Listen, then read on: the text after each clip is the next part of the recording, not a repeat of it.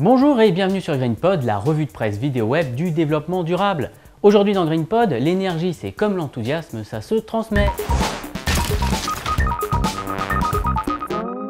Le nombre à retenir, c'est 10. En matière d'énergie, la facture moyenne des Français a augmenté de 10%. Un résultat surprenant quand on sait que la consommation d'énergie n'augmente que très faiblement et que ça fait 10 ans que ça dure. Alors que dans le même temps, la production française d'énergie dépasse le précédent record de 2008.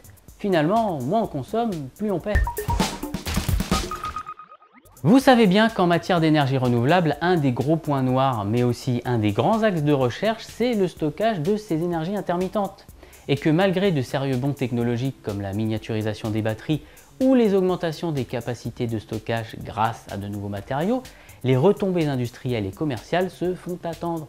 Et beaucoup craignent la désillusion en se référant au hype cycle. Attention, petit cours de communication, le hype cycle, ou cycle de la médiatisation, représenté sur cette courbe, illustre la visibilité que peut avoir dans le temps une industrie sur une innovation technologique. Et en ce qui concerne le secteur du stockage de l'énergie, on peut dire qu'on a atteint le fameux pic d'attente excessive et qu'on se dirige tout droit vers le creux de la désillusion. Autant dire que les investisseurs ne vont pas se bousculer. La solution se trouve peut-être dans l'essor du véhicule électrique.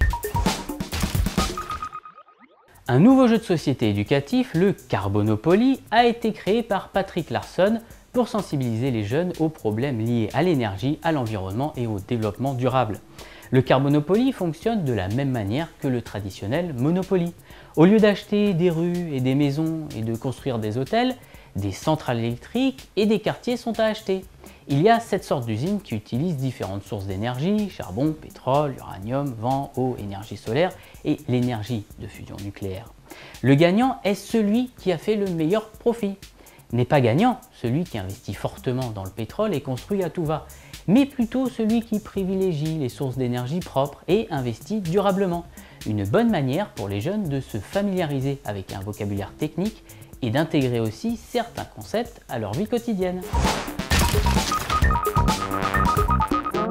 La palme est décernée à l'État allemand qui vient d'attribuer 5 milliards d'euros à des projets d'éolien offshore répartis sur 10 parcs. Une décision courageuse pour promouvoir les énergies renouvelables. Voilà, GreenPod, c'est terminé, mais on se retrouve très vite pour encore plus d'actu verte et durable. À bientôt.